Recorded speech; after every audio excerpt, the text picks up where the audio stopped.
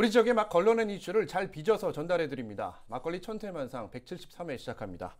자, 먼저 한 주간의 이슈 짚어보겠습니다. 이슈 길잡이 정석 기자 나왔습니다. 어서 오십시오. 네, 안녕하십니까. 네. 첫 번째 정상화의 픽 어떤 겁니까? 새마을금고 얘기네요. 네, 맞습니다. 최근 그 경기도 남양주에서 시작된 그 뱅크런 사태라고 하죠. 흔히 대규모 예금 인출 사태로 금융권이 아주 그 시끄러운데요. 우리 전북 지역 새마을금고도 주의 깊게 살펴봐야 한다. 그런 경고가 나왔다는 소식입니다. 국회 정무위 오기영 의원이 공개한 전국 새마을금고 대출 관리 실태, 특히 이 중에서도 부동산과 건설 분야 대출 실태에 관한 자료인데요. 네. 작년 말 기준했을 때 우리 전북 지역 연체율이 전국 최고인 12.7%에 달했다는 그런 조사 결과입니다. 예. 부동산 시장 침체에 우리 전북 지역이 직격탄 맞았다는 얘기인데요. 실제로 작년 말 우리 전북 지역 미분양 주택 총 2,520가구에 달해서 전년 동기 대비 무려 19배가량 급증한 것으로 그렇게 파악이 됐습니다. 1000%가 넘었네요. 네, 그렇죠. 네. 퍼센트로 따지면. 미분양률이요? 미분양 주택 미분양 주택 수가 지금 그렇습니다. 와. 네네.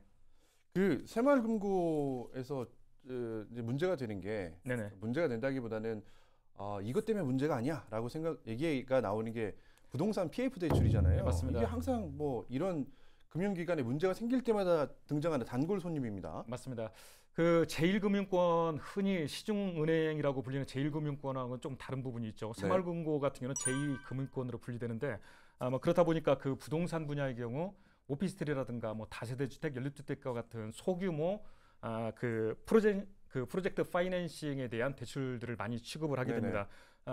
프로젝트 자체가 부동산을 담보로 하는 게 아니라 말 그대로 사업 계획서 그렇죠. 자체를 담보로 해서 그 대출을 해주는 상품이다 보니까 위험성이 기회비용도 크지만 위험성도 리스크 비용도 그만큼 클 수밖에 없는 그런 특징들이 있는 겁니다. 그래서 부동산 시장이 침체기를 맞게 되면은 직격탄을 맞는 그런 구조가 되는 겁니다. 새마을금고 관계자는 뭐라고 합니까? 여기에 조금 덧붙이자면 이제 전북 지역만의 특성이 또 있습니다. 부동산 시장 자체가 타지방보다 작다 보니까 우리 도내에 있는 새마을금고들 같은 상당수가 타지방의 PF 대출 상품까지 취급하는 그런 일이 있다 보니까 타 지역의 부동산 경기가 침체되면 동반해서 그 연체율이 높아지는 그런 경향까지 보이고 있다는 거죠. 이를 놓고 이제 그 뭐 당연히 새마을금고들 뭐 많이 보도가 됐지 않습니까? 우리 정부 측도 그러고 사태가 조금 심각해질 것 같아서 정부에서 조기에 진화하겠다고 해서 입장도 내놓고 지금 여러 가지 조치들을 취하고 있는데 일단 현 상태에서는 관리가 가능한 수준이다. 이런 게 지금 현재로서는 공식 입장입니다. 안심하셔라라고 하는 게 공식 입장이잖아요. 그렇죠. 근데 제가 앞서서 얘기했던 것처럼 이 부동산 PF 대출이 그러니까 말씀하셨던 것처럼 좀 노골적으로 얘기하면 종이 몇 장 가지고 금융기관에서 대출, 그러니까 대규모 대출을 실행해 주는 거란 말이에요. 몇백억씩. 그러니까 그 사실은 이제 경기가 화랑일 때는 높은 이자 때문에 금융기관 입장에서 보면 괜찮은 투자처긴 한데 최근같이 경기가 불황일 때는 이게 또 흔히 말해서 쥐약이 될 수도 있는 거란 말입니다. 그래서 이게 하이 리스크, 하이 리턴 상품인 건데 최근에 한국건설산업연구원이 발간한 건설 동향 브리핑을 보면 올해 1분기 폐업을 신고한 건설업체만 900여 곳에 달한다고 합니다. 자, 우리 저축은행 사태의 기시감이 약간 느껴지기도 한데 사실 아무리 새마을금고가 관리가 가능하다고는 하지만 이런 불안함은 쉽게 사그라들지 않을 것 같아요. 왜냐하면 보통 우리 흔히들 경제는 심리다 이렇게 얘기하잖아요. 그래서 불안감을 빨리 해소할 수 있는 대책이 있었으면 좋겠습니다. 다음 이제 픽도 경제 관련된 얘기네요. 혹시 정석 기자는 택시 자주 탑니까? 사실은 제가 술을 안 먹기 때문에 택시 탈 일은 많지 않은 것 같습니다. 가문이 별로 없겠네요. 저 같은 택시를 자주 타는 사람들은 이 택시비가 이렇게까지 오른단 말이야 하고 깜짝 놀랄 일이 있었는데요. 그거죠? 네, 맞습니다. 전라북도가 그 8월 1일자로 우리 그 전북 지역 전역에 대해서 택시 요금 인상안을 결정을 했는데요. 중형 택시 기준했을 때 기본 요금의 경우 현재 3,300원에서 4,300원으로 즉 1,000원 30.3% 인상되게 됩니다. 여기에 거리요금 그리고 시간요금이 소폭 인상이 됐고요. 조만간 각 시군청이 추가로 결정할 할증 요금까지 포함한다면 실제 승객들이 체감하는 느끼는 인상폭은 더 클 것으로 그렇게 보입니다. 관련해서 현재 시계 할증 요금이 적용되는 전주시의 경우 동결 방침이 결정이 됐고요. 동결이요? 네, 맞습니다. 그리고 전주를 제외한 나머지 13개 시군은 복합 할증 요금이 적용이 되는데 현재 그 20% 기본 요금 대비 20% 이내에서 인상 여부를 지금 저울질하고 있는 상황입니다.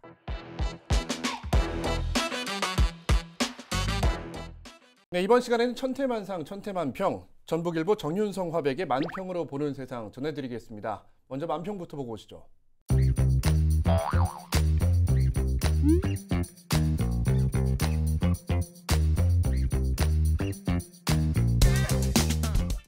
네, 첫 번째 만평 봤습니다. 이게 요즘 핫한 이슈 두 가지가 이렇게 묶여 있는 건데, 네, 부실 새마을금고 문제 또 오염수 문제 빗대서 얘기를 한 건데 정성 기자는 어떻게 봤습니까?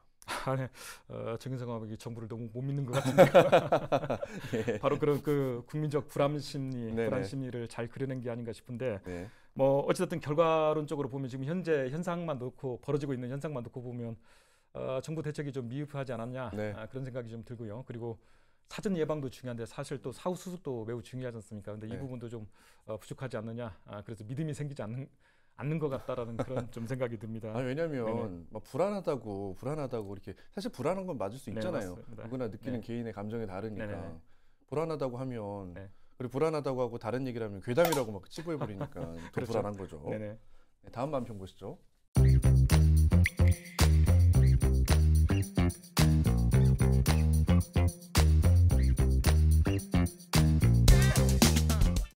네, 이게 사실 최근에 좀 핫했습니다. 네, 맞습니다. 전북 신보의 어떤 위기? 왜냐하면 이거는 정석 기자도 꽤 여러 번 이런 사태가 있을 수 있다라고 지적한 바 있잖아요. 네, 맞습니다. 우려했던 바로 그런 일인데요. 군산형 일자리 그 창출 사업에 참여했던 그 5개 기업 중에 대부분들이 사실 이제 여러 가지 우여곡절이 그동안에 많았지 않습니까? 그 중에 에디슨 모터스라는 회사의 지금 문제가를 다룬 것 같습니다. 바로 그 무려 그 전라북도 출자출연기관이죠. 전북 신용보증재단이 쉽게 말하면 비보증을 서져서 100억 원대에 달하는 대출을 받아서 군산공장을 짓고 이렇게 가동하려고 프로젝트를 추진했었는데, 안타깝게도 뭐 많이 뉴스에 지금 나왔죠. 에디슨 모터스가 그 법정 관리로 들어가고 새로운 회사로 넘어가는 그런 지금 현재 과정에 있는데, 이 과정에서 대의변제 즉 그 전북 비보증을 서졌던 전북 신부가 대신 갚아주는 그런 일이 지금 발생했죠. 이렇다 보니까 전북 신부에서 이제 대출 심사가 사실은 이제 제1금융권이나 제2금융권에서 대출 받기 힘드신 분들을 비보증을 서줘서 장사를 할 수 있게 생활을 영위할 수 있게 이렇게 도와주는 게 바로 전북 신부인데, 대출 심사를 좀 까다롭게 이제 규제를 강화하고 그렇게 되면은 소상공인들이 큰 피해가 우려된다는 그런 부분을 지적한 것 같습니다. 그러니까요. 코로나19 때 여러 가지 또 그 대출이 있었잖아요. 뭐 희망 대출이든 대출이 있었는데 전북 신용보증재단이라고 하는 기관이 결국에는 보증서는 기관입니다. 네, 맞습니다. 보증서는 기관이고 뭐 지자체나 정부에서 지금 그러니까 이자에 대해서 2차 보전을 해주고 뭐 은행기관에서는 그 실행하고 하는데 그 가운데에서 만약에 저희한테 대출을 받은 기업이나 개인들이 빚을 못 갚으면 저희가 대신 갚아드립니다라고 하는 기관인데, 이렇게 100억대의 대의변제건이 터져가지고 이게 그 재정 건전성이 악화되는 거 아니냐 그런 우려가 있습니다. 다음 만평 보시죠.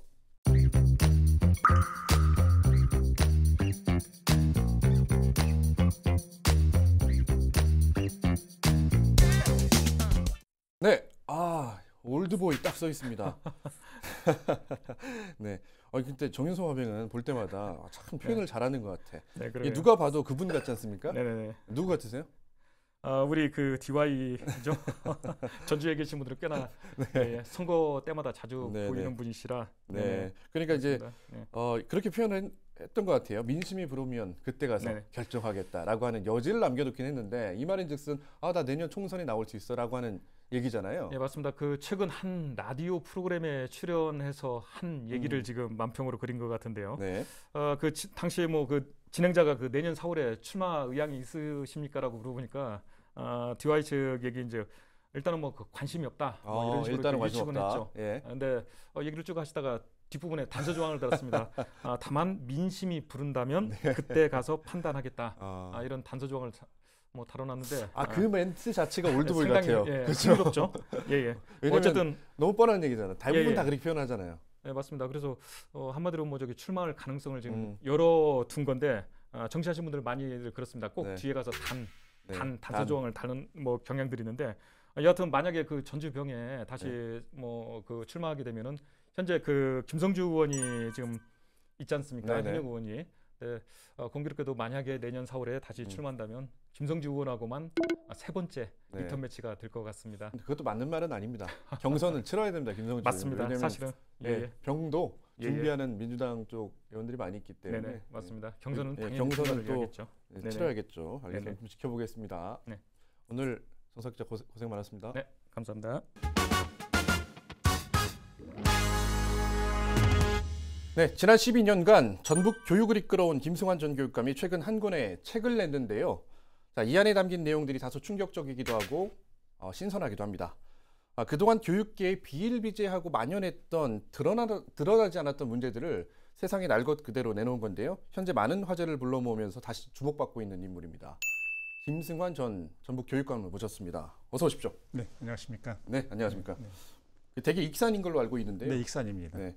출생지 말고 출신지 익산에서 오신 거 맞죠? 네, 맞습니다. 그게 네. 처음에 큰 문제가 됐었죠. 네, 제가 갑자기 왜 이렇게 질문을 드리냐면 교육감 방금 말씀하셨던 것처럼 지난 2010년이죠.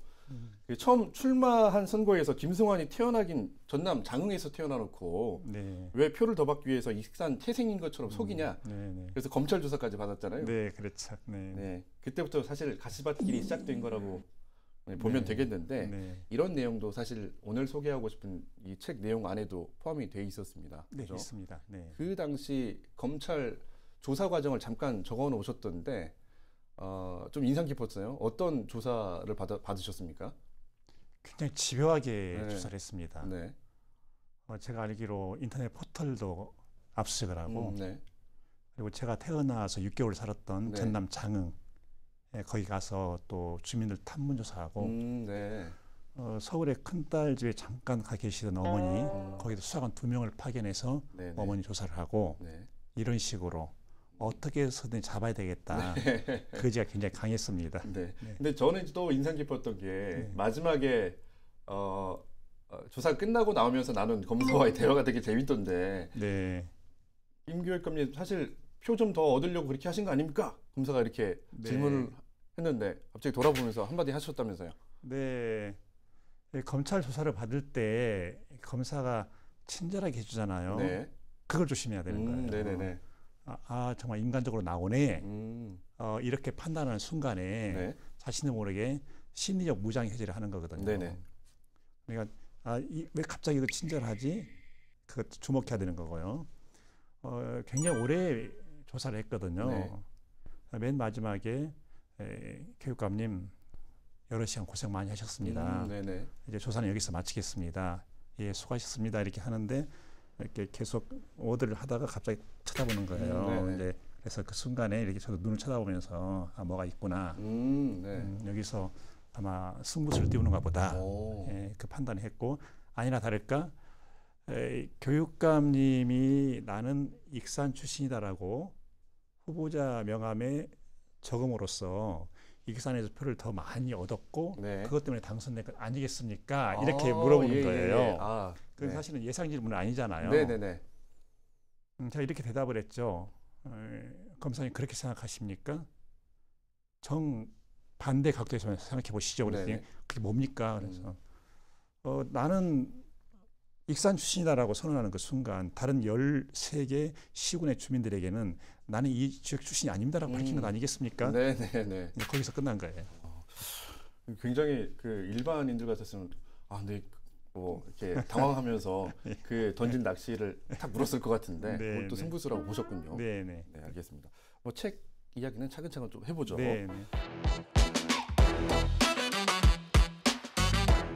그나저나 요즘 어떻게 지내십니까? 계속 공부를 하고요. 12년 동안 공부를 안 했거든요. 그러니까 아무래도 이렇게 무슨 말을 할 때도 이렇게 유효하게 쫙 나가지 않고 그리고 생각도 자꾸 멈추는 순간이 많고요. 그리고 그 당시에 꼭 읽어야 될 책을 많이 못 읽었잖아요. 최근에 정말 깊이 있게 읽은 책이 헤로도토스의 역사 한 1000페이지 분량 되거든요. 1000페이지요. 그래서 그런 식으로 이제 재충전을 하고 그리고 또 만날 사람들이 있거든요. 현직에 있을 때는 이제 그분들이 저를 만나고 싶어도 주위 시선 때문에 만나지 못했는데 지금 이제 연락을 합니다. 이제는 만날 수 있잖아 이런 식으로. 그래서 사람 많이 만나고 이런 식으로 어디 가서 방송도 하고 또 최근에는 이제 책을 가지고 이곳저곳 돌아다니는 그런 일도 하고 있습니다. 본격적으로 책 이야기하기 전에 사실 이제 궁금한 게 몇 가지 있어서 먼저 저는 이제 자연인 인간 김승환에 대한 궁금증이 좀 있거든요. 왜냐면 항상 교육감 김승환으로만 불려왔잖아요.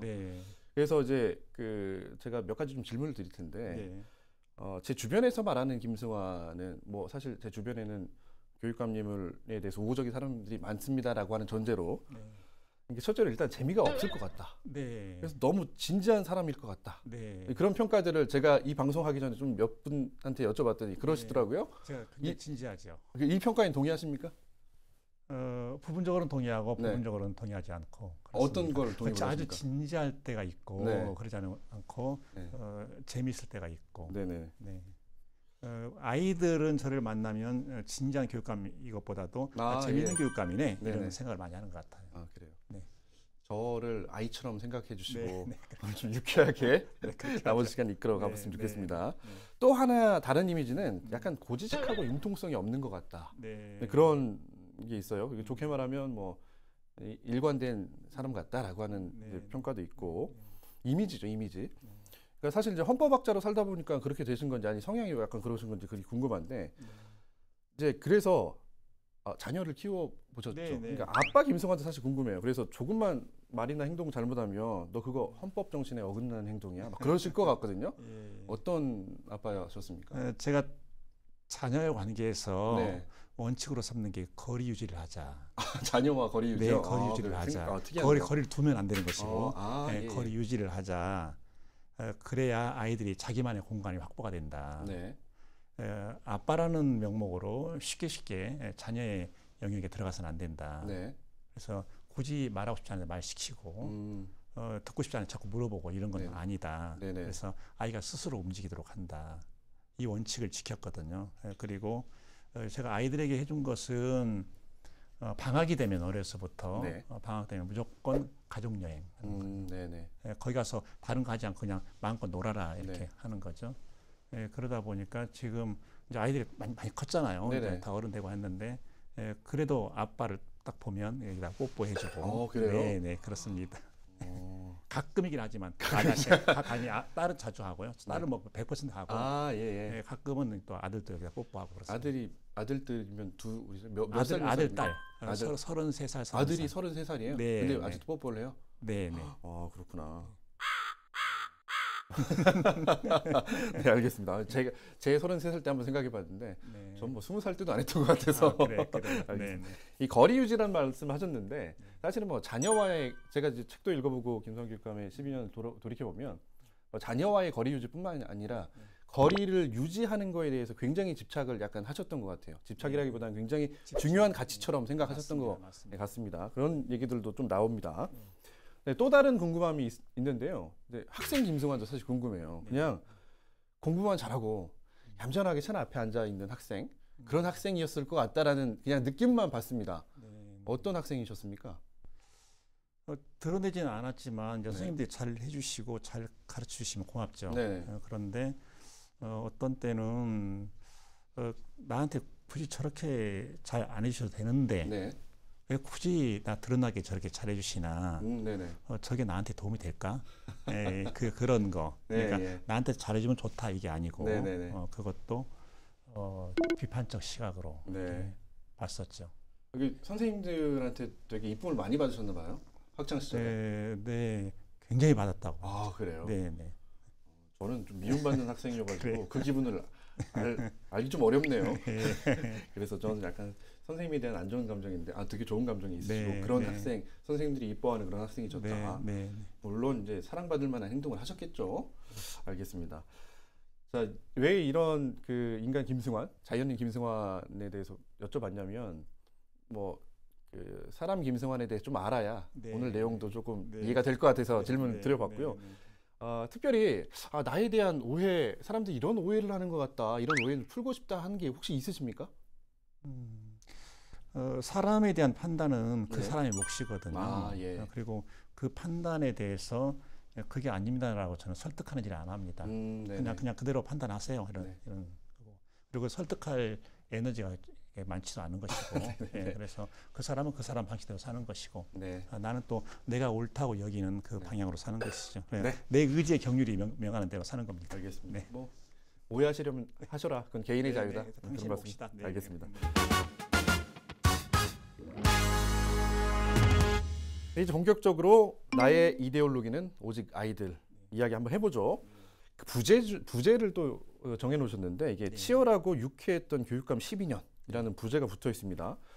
근데 12년이라고 하는 세월은 사실 대통령이 3번 바뀌는 시기잖아요. 4번째까지 경험했습니다. 아, 그럴 수도 있죠. 네, 근데 보통으로 하면 이제 3번까지 경험할 수 있는 시간이고 옛 말대로라면 강산도 바뀔 만한 시간인데 자, 먼저 치열하다는 건 어떤 목표를 향해서 의지를 가지고 실행에 옮기기 위해서 부단히 노력하는 뭐 그런 모습이잖아요. 치열하다는 거. 어떤 게 그렇게 치열하셨습니까? 전 그게 궁금하던데. 작년 6월 9일인데 2020년 6월 9일입니다. 경상북도 경주에서 마지막 교육감협의회 총회가 있었어요. 그렇죠. 거기에서 교육감협의회 회장께서 갑자기 느닷없이 그랬어요. 떠나시는 교육감님들 먼저 인사를 해주십시오. 그런 거예요. 근데 나이 순으로 하다 보니까 3번째가 되더라고요. 그런데 무슨 말 할까? 그때 이렇게 성황처럼 착 하나 이렇게 문장이 떠오르더라고요. 그래서 전북교육감 12년 동안 검찰 고발 17번 당했습니다. 그 세월이 저에게는 치열하고 유쾌했습니다. 이렇게 말했거든요. 근데 치열했다고 하는 것은 제가 쓰러지지 않기 위해서 할 수 있는 모든 에너지를 동원했고 결국에 결론은 저를 넘어뜨리려고 하는 세력이 저를 넘어뜨리지 못했잖아요. 그 모습을 보면서 웃음이 굉장히 많이 나오는 거예요. 참 유쾌하다. 근데 이것은 형사 문제뿐만 아니고 이 교육청을 둘러싸고 학교를 둘러싸고 지역 내에 수많은 이해관계 세력들이 있잖아요. 그 세력이 얼마나 많은 수단을 동원했겠습니까? 때로는 있지도 않은 이야기를 지어내면서까지 이렇게 심지어 김송환 교육감 부인은 밖에 일절 안 나와. 이유가 뭔지 알아? 뭔데? 얼굴이 못생겼대. 또 어떤 사람 이혼했대. 이런 식으로 이제 말을 지어내면서까지. 하지만 저는 이제 그것을 그냥 그대로 지나치는 것이죠. 지나치고 계속 그렇게 떠드세요 하고 그러면서 제 길로 온 거죠. 근데 결국에 그 사람들처럼 무너뜨리지 못했기 때문에 유쾌한 거죠. 약간 그러면 교육감님의 치열함 속에는 좀 외로움이 묻어 있네요. 네, 외로움보다는 저는 이제 고독이라고 표현하는데요. 고독이요? 외로움은 깊어지면 병이 되잖아요. 근데 고독은 또 필요한 겁니다. 고독을 즐기는 편이십니까? 그래서 유쾌하셨구나, 결국에. 그렇죠. 알겠습니다. 그래서 이제 유쾌했던 12년이라는 표현도 하셨습니다. 근데 방금 이제 왜 어떤 과정에서 유쾌하게 됐는지에 대해서는 설명을 들었는데 12년 동안 아이들 때문에 유쾌했다 그거 말고 진짜 유쾌한 이유는 그거 하나뿐입니까? 교육감 12년을 마치는 순간 이제 밀려오는 그런 감상이 있잖아요. 보통 사람들은 뭔가 이루고 나면 누구한테 고맙고 누구한테 고맙고 막 인사를 하죠. 이름 막 줄줄이 세가면서. 그런데 저는 그 순간에 제 자신을 봤어요. 제 자신을 보면서 제가 제 자신에게 고맙다 이 말을 했습니다. 그렇게 살아줘서 고마워. 그렇게 살 줄 알았어. 살한 거야. 그거였거든요. 그때 거기서 이렇게 제가 안에 가슴에 차는 그 감동이 있죠. 그래서 나는 참 괜찮은 사람인 것 같아요. 아, 그래요. 그러니까 이거 뭐라고 할까요? 자신감? 이라고 할까요? 약간 그런 게 느껴집니다. 이 사람이 그 누구보다도 내가 나 자신을 아껴야 되잖아요. 때로는 어떤 어려움이 있는데 그걸 피하지 않고 그걸 헤쳐가 뚫고 나갈 때 그것도 사실은 자기 자신을 위한 거거든요. 그걸 피하면 자기 자신을 부정하는 거죠. 교육감님 스스로를 참 난 멋진 사람이라고 생각하시나 보네요. 알겠습니다. 저는 그런 감정을 못 느껴봤어요. 아직 젊으시니까. 그렇죠? 느껴보겠죠. 자, 이 가운데서 사실 많이 회자가 되고 다소 충격적인 일화가 있습니다. 뭐냐면 교육감이 4년 동안 100억만 챙겨도 점잖은 교육감이란 소리를 듣는다는 어떤 변호사의 발언입니다. 검찰 출신 변호사죠. 물론 이제 13년 전 이야기입니다. 그래서 지금 그렇다는 얘기는 아니고요. 자, X도 X지만 이게 최소 금액이라는 게 더 놀라웠는데요. 어떤 상황에서 들은 얘기입니까? 그 변호사는 뭐 검찰에 있을 때도 그렇고 굉장히 네. 점잖았어요. 네. 실력도 있고. 그런데 2010년 7월 1일부터 일을 시작했잖아요. 그렇죠. 근데 바로 전화가 왔어요. 예. 한번 만나시자고, 밥 한번 먹자고. 평소에 알던 분이시죠? 그렇죠. 예. 자주 만나고 법대 시절부터 하는데 여기 뭐 백제대로라고 하잖아요. 네네네. 그쪽에서 이렇게 저쪽 오른쪽으로 들어가는 길이 있어요. 네. 버섯 요리 아주 유명한 가보셨을 거예요. 네네네. 거기에 들어가서 왼쪽으로 하면 저쪽 꺾어지면 저쪽 끝에 오른쪽에 방 하나가 있습니다. 거기에서 그냥 둘이 앉아서 밥을 먹으면서 이야기를 했죠. 그 이야기를 나는 다른 것이 아니고 그냥 축하한다 이렇게 나왔는데 그거보다도 교육감님 그 자리에 계시면서 4년 동안 100억만 챙기시면 점잖은 교육감이라는 평을 듣게 되실 겁니다. 이렇게 말을 하는 거예요. 그래서 처음 그런 얘기를 들으면 농담인 줄 알 것 같은데. 예, 그래서 근데 그분이 저랑 쪼개 지내면서 농담하는 걸 못 들었어요. 그리고 표정도 진지하고 그래서 그럼에도 불구하고 진담이세요. 10억이 아니라 100억입니까? 100억입니다. 그러는 거예요. 그래서 들어가 보시면 아시게 될 겁니다. 이렇게 말을 하더라고요. 그래서 들어가서 봤죠. 이제 그냥 물어볼 거 아닙니까? 또 하는데 바로 확인이 되던데요. 어떻게 확인이 됩니까? 이거 예를 들어서 건설공사 어떤 그 건축물 하나를 300억 건축물이 있다. 그러면 그 계약금 총액이잖아요. 총액이면 그것이 맨 처음 계약 당사자로 가겠죠. 건설은 건설업자가 가는 거잖아요. 원청이라고 하잖아요. 그럼 가게 되면 이제 거기에서 이렇게 건네주는 돈이죠. 그냥 리베이트라고 하는데 갔다가 되돌아오는 거니까 리베이트라고 하는데 그 비율이에요. 그 비율에 그래서 그 비율을 보니까 이건 뭐 1년 아니라 순간에 챙기겠구나. 이런 생각에 그 비율을 적용해 보니까 그렇게 하고 그다음에 저는 이제 이런 말씀을 드리고 싶어요. 지금 이게 공식적으로 그 자리에 있었던 사람 입에서 100억 이 말이 나오니까 사람들은 이렇게 커 그러는데 우리나라가 이 정도 규모는 되면 괜찮을 것 같아요. 대한민국이 이 정도 규모가 되더라도 그런데 지금 그 유철미 기자님 주위에 아마 조금만 들여다보면 건설 사업자들이 계실 겁니다. 아니면 납품업체 각종의 부품들 있잖아요. 있을 거예요. 그분들한테 딱 한 가지만 질문하시면 돼요. 리베이트 몇 퍼센트 줍니까? 줍니까? 이건 질문 의미가 없어요. 몇 퍼센트 줍니까? 이렇게. 그럼 금방 나오거든요. 그리고 그 수법도 사실은 다 알 수 있어. 언론도 자세히 보면 알 수 있는데 저는 언론을 그렇게 생각해요. 정말 모르나? 아니면 보고도 못 본 채 하나?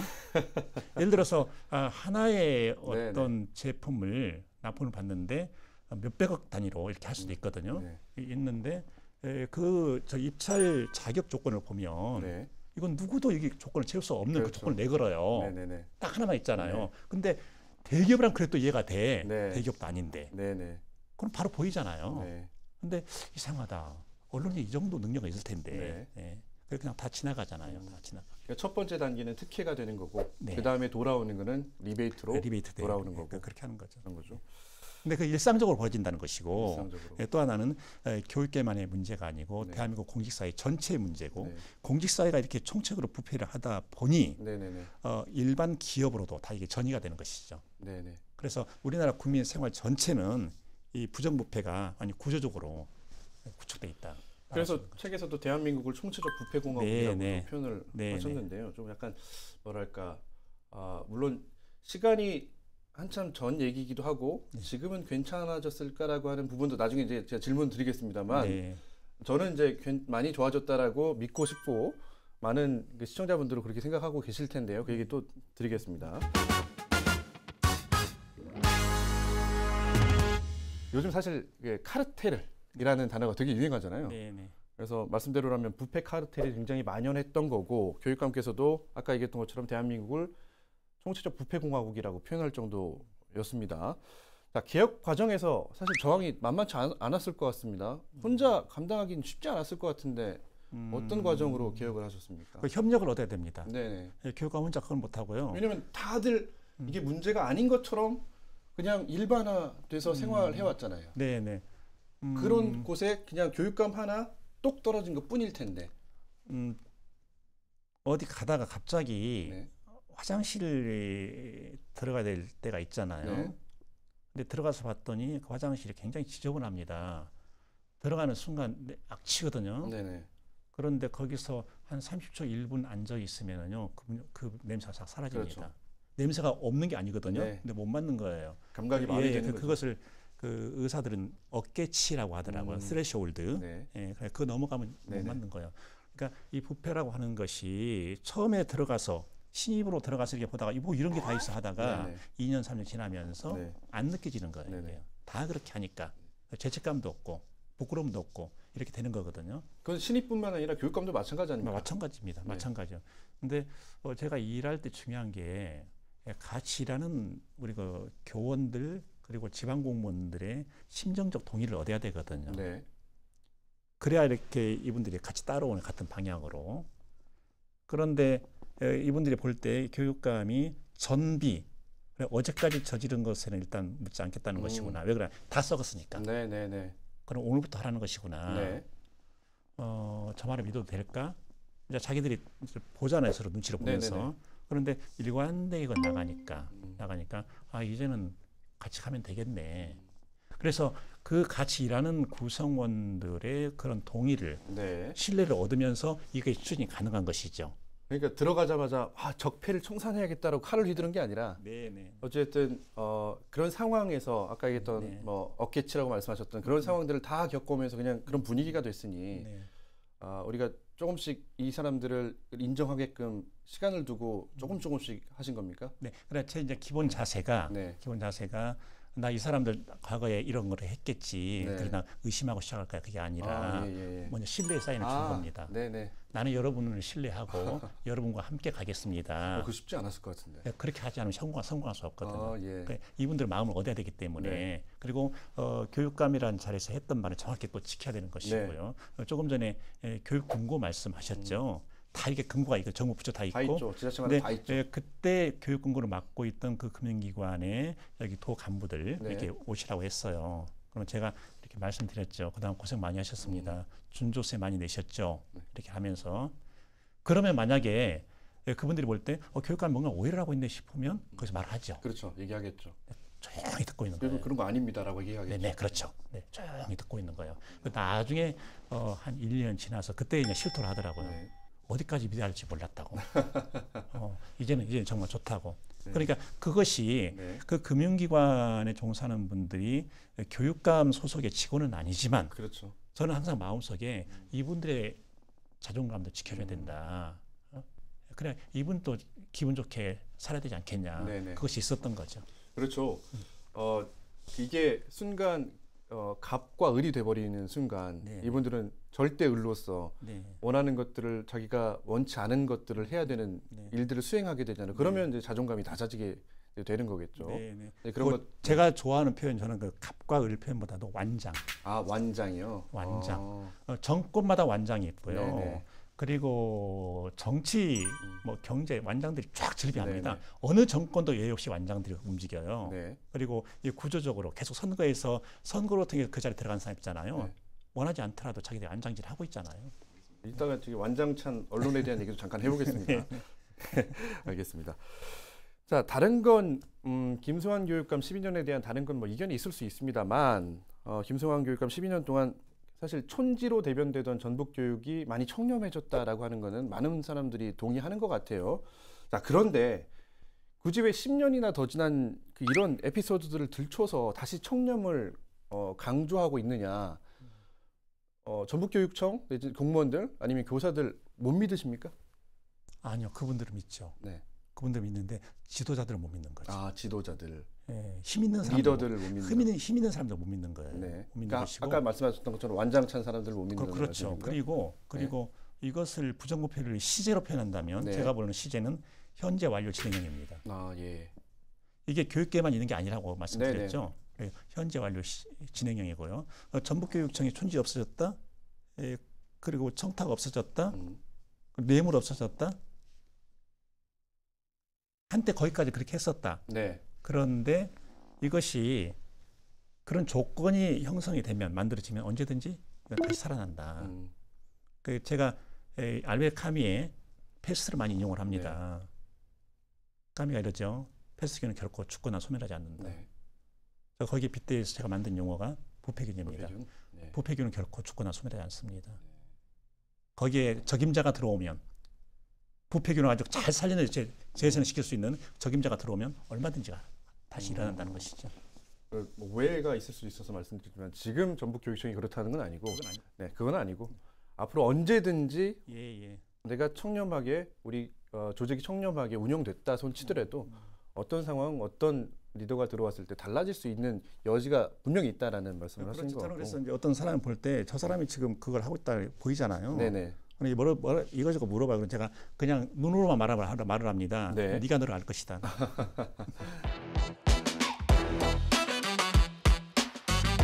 또 다른 제가 보면서 되게 눈에 띄었던 것도 하나 있는데요. 뭐냐면 저 개인적으로 가장 김승환 개인과 지난 12년의 전북교육청의 자세를 이 에피소드에 자세가 에피소드에 담겨 있다고 봤던 게 바로 넘어서는 안 되는 선의 일화였던 것 같아요. 책 내용을 또 간단하게 소개를 해드리면 당시 자사고 상상고겠죠. 재지정 취소 처분과 관련해서 교육부와 교육청 간 송사가 있었습니다. 김교육감에서 이제 그 직원들한테 이렇게 얘기를 했다고 해요. 왜냐하면 반드시 지켜야 할 것이 있다. 그건 상대 사학법인 이사장에 대한 예의를 지키는 것이다. 그분과 나와 교육 철학이 다르지만 사학 경영자로서 그 정도의 헌신한 분은 우리 사학 역사에 없다. 그리고 또 지역의 어른이니 예의에 빈틈없이 하라라고 지시를 하셨다고 해요. 사실 이 자사고 재지정 문제는 사실 우리 지역뿐만 아니라 전국적으로도 이 상상고 문제 때문에 아주 세게 붙었던 어떤 교육 철학의 어떤 싸움, 쟁점이었는데 그럼에도 불구하고 미울 법한데 예를 지켜라고 하신 이유가 있습니까? 네. 짧게 먼저 한마디 하고 싶은 게요. 그때 놀랐던 게 자사고 문제가 불거지니까 여당 야당이 없더라고요. 우리는 하나다더라고요. 그게 이 사람들이 국회의원들이 기득권 지키는 데는 가장 앞장서는구나. 여야가 없구나 이렇게 생각했었고. 그다음에 이렇게 사회적으로 중요한 이슈가 발생하잖아요. 하면 저는 늘 아쉬운 게 그 이슈 본질적인 문제만 가지고 서로 주장을 주고받아야지 다른 거에 다 이렇게 전체로 총 공격을 하는 거예요. 그래서 막 개인 일까지 다 들춰내가면서 그래서 도대체 이게 우리나라가 이렇게 토론 문화가 이렇게 빈약하고 그리고 상대방에 대한 존중감이 약한가. 그래서 제가 직원들에게가 아니라 간부 회의 때 월요일에 한 번씩 간부 회의를 하잖아요. 그때 간부들께 그런 부탁을 드린 겁니다. 절대 선 넘어서지 마라. 저쪽에서 아무리 거칠게 나온다 하더라도 거기에 맞대응하는 그런 발언을 하지 마라. 그리고 상상고 이사장님의 경우에는 우리 지역의 어른 아니냐. 그리고 지역에서 어른 한 분이 이렇게 나오는 게 저 어려운 게 아니겠냐. 그리고 다른 자사고와 달리 상상고의 경우에는 법률이 규정하고 있는 법인 전입금, 학생 등록금 총액의 25%만 전입하면 되는데 이 상상고는 계속해서 100% 넘게 전입을 했다. 우리나라 어떤 사학 경영자가 이런 식으로 재산을 투입하냐. 이거 하나만 보더라도 정말 존중받아야 된다. 그러니까 우리하고 다른 것은 다른 것이고 그분에 대한 예는 갖춰라 이렇게 한 거죠. 그래서 나중에 이렇게 행사장에서 만나셨다면서요? 행사장에서 인사하셨다는 행사장에 만났습니다. 그래서 저는 이제 어쨌든 어른이시고 그리고 또 사회적으로도 저보다는 어른이시잖아요. 그러니까 아무리 뭐 교육 철학이 부딪히고 뭐 그런 과정에 송사가 있더라도 인간에 대한 존엄, 아까 헌법의 가치라고 말씀하신 거죠. 그거는 지켜야 된다라고 지켜야 되는 것이죠. 가지고 계셨네요. 또 그런 것을 우리 아이들이 모습 보잖아요. 저렇게 하는 것이구나. 알겠습니다. 자, 자연스럽게 현재 벌어지고 있는 교육적인 토론이 또 몇 가지 살펴보고 전북교육에 대한 얘기도 하면서 이제 마무리 해볼 텐데요. 자사고 얘기 나왔으니까요. 현 정부가 이제 자사고 폐지를 뒤집고 좋지 않은 쪽으로 가닥을 잡았습니다. 어떻게 보십니까? 그것은 문재인 정부에서 끝낼 일이었어요. 네네. 끝낼 일이었는데 안 끝냈잖아요. 끝내는 거 간단합니다. 시행령으로 끝내잖아요. 그 자사고 설립 근거는 법률이 아닙니다. 시행령이거든요. 그러면 대통령의 의지를 가지고 관련 부처의 교육부에 지시를 내리고 네네. 교육부에서 시행령 폐지안을 네. 국무회의에 상정하면 되는 것이거든요. 네. 그런데 그것을 기한을 자기 임기 후로 한 거예요.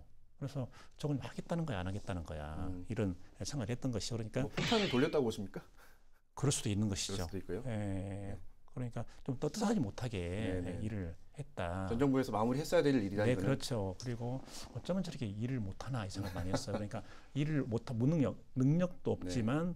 또 일할 의지도 없다. 이 정권이 그런 생각을 했었어요. 조선 전 정부의 교육 정책에 관련해서는 아주 세게 네, 저는 붙으셨습니다. 저는 그 F학점 정도가 아니라 차라리 그냥 가만히 놔두고 가지. 손대지 말고. 네네. 네. 최소한 교육 부분에서는 네. 알겠습니다. 또 하나는 최근에 이제 킬러 문항이 불러온 그 나비 효과 같은 게 있습니다. 그래서 뭐 사교육 문제도 나오고 교육 현장이 말 그대로 혼돈의 카오스인데 현 정부의 교육 정책에 대해서 뭐 조언하실 게 있다고 하면 어떤 게 있으십니까? 어떤 현상이 일어나면 예를 들어서 내 몸에 팔에 어떤 증상이 나타나잖아요. 근데 방법은 두 가지입니다. 그게 근원적으로 그걸 접근에 들어가는 것이 있고 대증요법으로 들어가는 것이 있죠. 그러니까 근원요법이냐 대증요법이냐. 그런데 킬러 문항이 이것은요. 근원요법이 아니라 대증요법입니다. 그럼 대증요법은 이걸 딱 없애고 나잖아요. 또 나와 이게요. 그리고 킬러 문항이냐 아니냐 이 판단 기준이 뭐냐. 문제는 법원에서 판단할 수 있겠냐 이걸 하는 거예요. 교수들 이게 판단할 수 있습니까? 교사가 판단할 수 있습니까? 이걸 못 한다는 거예요. 그럼 못 한다 그러면 결국 법원으로 가면 다 무죄 판결 받는 거죠. 그리고 이런 식으로 엄포를 놓고 나면 누가 어떤 교수와 어떤 교사가 출제에 들어가려고 하겠어요. 잘못하면 쇠고랑차게 생겼는데. 그래서 근원적으로 어떤 거냐? 어떤 방법이 고등학교 교육의 가장 좋은 방법이냐? 그리고 이 방법을 실현하기 위해서는 대입제도를 어떻게 해야 될 것이냐 이렇게 접근해야 되는 것이지. 네, 그게 그래서 그 킬러 문항 없앤다. 킬러 문항이 있기 때문에 서민 가정 아이들이 많이 불리하다. 그러면 정말 서민 가정 아이들이 불리한 거 뭡니까? 그게 자사고 특목고 아닙니까? 그럼 그대로 놔두고서 서민 가정 아이들이 자사고 특목고 들어갈 수 있습니까? 하위 20%는 깔아주긴 하죠. 사회적 배려자로. 알겠습니다. 전북 교육에 대해서도 얘기해보죠. 시간이 많이 지나는데 빨리빨리 넘어가겠습니다. 빨리 넘어갈 수 있을지 모르겠습니다만. 자, 서구석 교육감은 전북 학생들의 기초학력이 크게 낮아졌다고 보고 기초학력 증진을 큰 화두로 내걸고 있습니다. 또 많은 도민들이 그 진단에 또 동의하는 것 같아요. 어떻게 바라보고 계십니까? 그 지금 김성환 교육감 때 항상 따라다녔던 이제 문제기도 하죠 이게. 현 체제에 대해서 제가 이렇게 이런 말 저런 말 하게 되면 오해를 살 수 있으니까 이제 그 부분에 대한 제 의견은 참 접겠습니다. 좋고 다만 한 가지 말씀드리고 싶은 것은 우리 전북 언론이 김성환 교육감을 공격하는 데 성공한 딱 하나가 있어요. 그게 학력 꼴찌 프레임이에요. 근데 그 학력은 어떤 거였냐? 일제고사 점수였어요. 일반 도민들에게 아무리 말해도 심지어 교사들조차도 우리가 꼴찌 아닌가 이렇게 말을 해요. 그런데 수능 점수로 보면 역대로 쭉 보면 수능 점수는 괜찮아요. 항상 중위권을 유지하고 있거든요. 도단위에서는 뭐 상위권 갈 때도 있고. 그런데 그게 하나가 문제고 또 하나는요. 교사보다 교육을 더 잘 아는 사람이 없습니다. 저 아이가 지금 어느 수준까지 가 있지 교사가 잘 알아요. 그래서 제 일관된 주장을 했었죠. 맡겨라 교사에게. 말하는 당신들은 모른다 뭘. 교사들도 많이 혼란스러웠나 봐요. 왜냐하면 가장 잘하는 게 교사라고 했음에도 불구하고 교사들도 우리가 진짜 꼴찌인가? 라고 했을 정도면 그게 진짜 완벽한 프레임이었다고 보시는 건가요? 네. 전라북도 언론이 김성환 교육감을 공경에 빠뜨리기 위해서 수많은 카드 썼지 않습니까? 수많은 카드 썼는데 딱 하나 성공한 것은 학력 꼴찌 프레임이에요. 나머지는 다 성공했다고 보세요? 이긴 것이죠. 언론이. 그래서 지금 이제 현재 드러나고 있는 게 기초학력이 부진하다라고 하는 많은 도민들이 동의하고 생각하는 부분이 이제 그런 거로 나타난 거겠죠.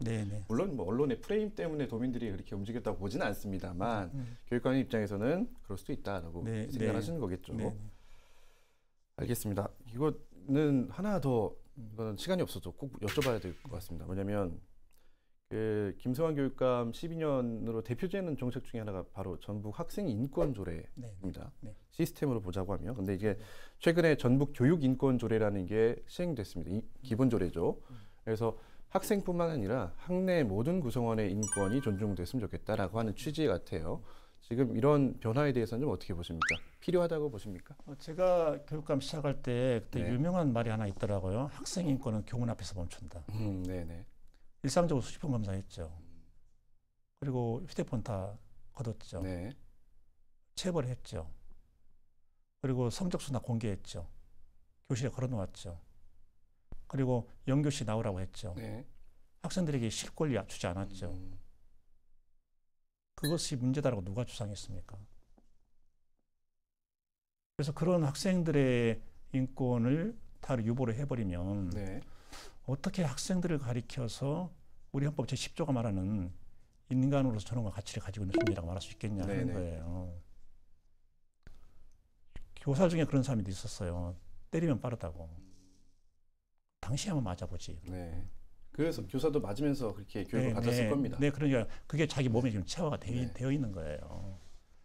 심지어 그 아이들조차도 특히 남학생의 경우에 저기요 교육감님 진짜 안 되는 애들이 있어요. 걔네들 어쩔 수가 없어 이렇게 하거든요. 그래서 한번 이렇게 물어봤어요. 그 학생들 말이 맞다면 지금 다른 나라에서는 그거 일절 허용 못한다. 허용되지 않는다. 그런데 왜 대한민국에서는 그게 허용돼야 할까? 그러면 한국의 학생들이 그만큼 아이들이 질이 안 좋은가? 문제가 많은가? 그건 어떻게 생각해? 그건 또 답을 못하는 거예요. 이렇게 그만큼 순치가 되어 온 거죠. 그렇죠. 그 말씀대로 제가 학창 시절 다닐 때만 해도 뭐 선생님이 그 때리는 게 일상이었으니까요. 그리고 이유 없이 맞는 경우도 많았고 이제 학생 인권이 워낙 추락하던 때가 있었는데 12년 동안 많이 좋아졌잖아요. 좋아졌고 다만 이게 학생 인권과 교권을 등치시킬 수는 없습니다만 또 다른 교육의 사회 문제로 드러난 게 이제 교권의 하락이기 때문에 약간 뭐랄까요 오해가 있을 수 있습니다만 이 학생 인권과 교권이 무슨 뭐 이렇게 약간 상반된 개념처럼 이게 오해되는 경향도 있긴 합니다만 많은 도민들이 학생 인권은 그만큼 많이 좋아졌다라는 걸 인정하고 추락한 교권을 우리가 좀 신장시키는데 노력하면 어떨까라고 하는데 동의하는 것 같아요. 어떻게 보십니까? 교권이요. 우리나라 교권을 가장 많이 침해한 세력이 있습니다. 국가 권력입니다. 국가 권력, 예, 그렇죠. 권력자들, 국회의원들, 정치활동 못하게 그렇죠, 한다는 정치인들, 그렇죠. 그리고 교육 내에 들어오면 교육감, 교장 가장 많이 침해했잖아요. 좀 참 의아스러운 게 그때 왜 이렇게 교사들이 침묵했을까? 교권이란 말도 안 했어요. 그러다가 학생 인권 이 문제가 나오니까 그럼 교권 어떻게 하느냐? 스스로 부끄럽지 않았나 하는 거예요. 촌지 마음대로 받을 때 그때 부끄럽지 않았나? 그걸 교권이라고 생각했나 하는 거예요.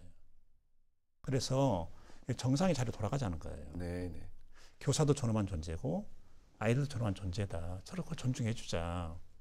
아이들의 학습이 정말 중요한데 교사로부터 존중을 받고 성장한 아이들과 그렇지 못한 대우를 받고 성장한 아이들 그 다음에 삶이 어떻게 달라지겠냐. 그래서 체벌당하고 무시당하고 개인정보 공개당하고 이렇게 성장한 아이들이 나중에 어느 자리에 지도자가 됐다.